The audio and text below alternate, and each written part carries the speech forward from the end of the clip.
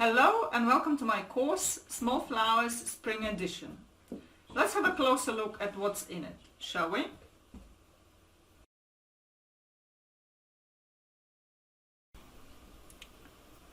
So let's talk about the supplies that we will need for this course.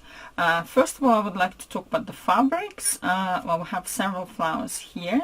Obviously, there will be a number of fabrics required. I will recommend the ones that I think are best suited, but there will always be some sort of leeway, so you can replace them with some similar fabrics if you haven't got the ones that I'm recommending, but there will be some guidelines which fabrics are suited and which are probably best avoided. So one of the fabrics that we will need is silk satin. It's not a lot that you will need it, but it works really well for the daffodils. I really like using it here, and you can see it here as well.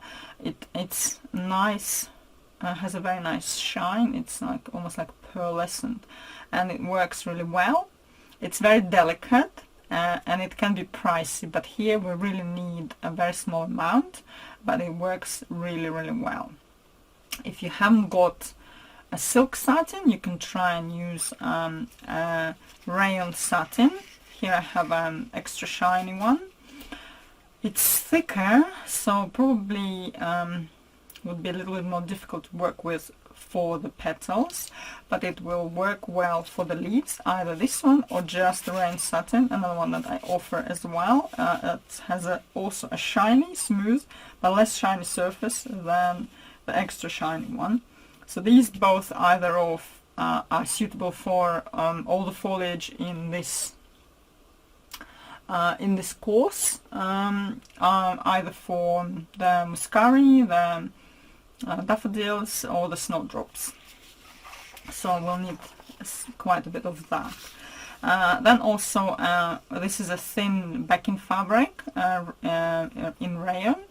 We'll need it in several flowers as well, for covering stems, also for covering for making some parts of the daffodils. So something rather thin. If you haven't got this thin rayon fabric that I use in my designs, you can replace it with some silk organza, or maybe rayon organza if you have got, provided that can be dyed into the colors that we want. So something really thin, fine like this, because some parts of these designs will require literally almost a see-through fabric, so a good one to have. This is poplin. We haven't, I think, haven't really used it in any tutorials. So it's a medium weight fabric, which is not doesn't fray much. It doesn't have the right or the wrong side, so it's can be used on both. So that will be used for muscari. Poplin refers to a weave of the fabric, so it can come in rayon like here. It can also come in cotton. Maybe you have a cotton poplin. Also, what you could use instead of poplin is some crepe de chine, either silk one if you have got, or rayon as well. So I offer some in the shop, in my online shop too. So either of these fabrics, so something which doesn't have right or wrong side, matte, like you can see, it's a matte fabric, and medium weight, so to say. So something like this would be great. Even if you can't find anything, you can even use some medium weight or lightweight cotton, let's say, and try with that. So something like that. When you see the lesson, you will understand maybe more what would be best to use from your own supplies. Here I also have a piece of velvet. This is a Japanese velvet which has a very short nap, and it's still velvety, but it doesn't have a lot of a lot of nap here, so it dyes very well. We are going to use it for the centers of the daffodils, and it works perfect for this purpose. So I suggest using some velvet is great. If you have a cotton velvet already, you can try using that. If you don't have any velvet, you can try using, for example, a fabric like that again, which you can glue together and use it instead of velvet. It will have a slightly different look, but it could to an extent substitute velvet for the centers here. So I think this is it for the fabrics. It's not very many, but there's a number of specific ones that will work well for our designs. Also we'll need some stamens, because these are small flowers as per the name of the course. The stamens should also be rather small, so either in white or in yellow, or you can always dye them. So prepare some small, the smallest you've got. If you haven't got small, you can make them. I have instructions on my blog on how to make tiny stamens, and they are very good for designs like that.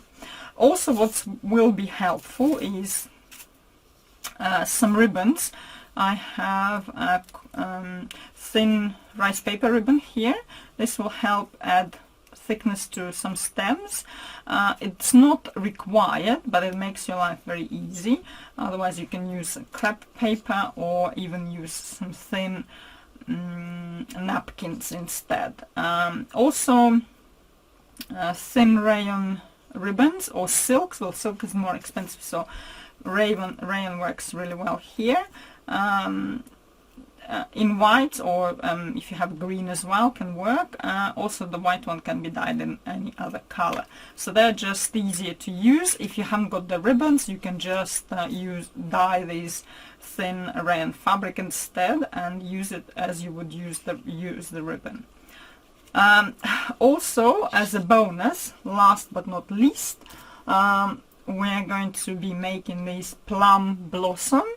So Plum Blossom comes in a variety of colors, anything from white to pale pink and to quite dark pink as well.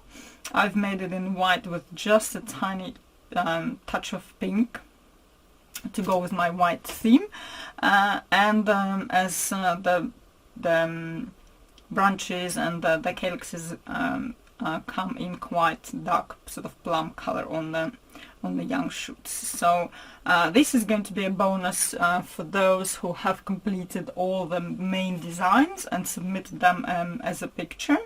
You don't have to make 3, or one of each will be enough.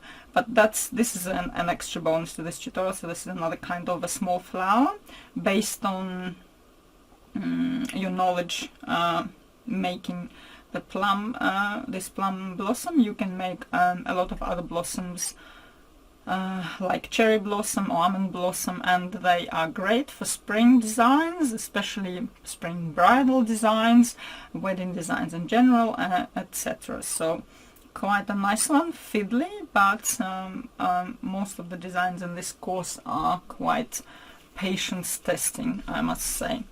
We will also need obviously a set of tools, as always. A pair of tweezers are helpful, and colors, silk dyes, and brushes, all the usual things that we use in flower making.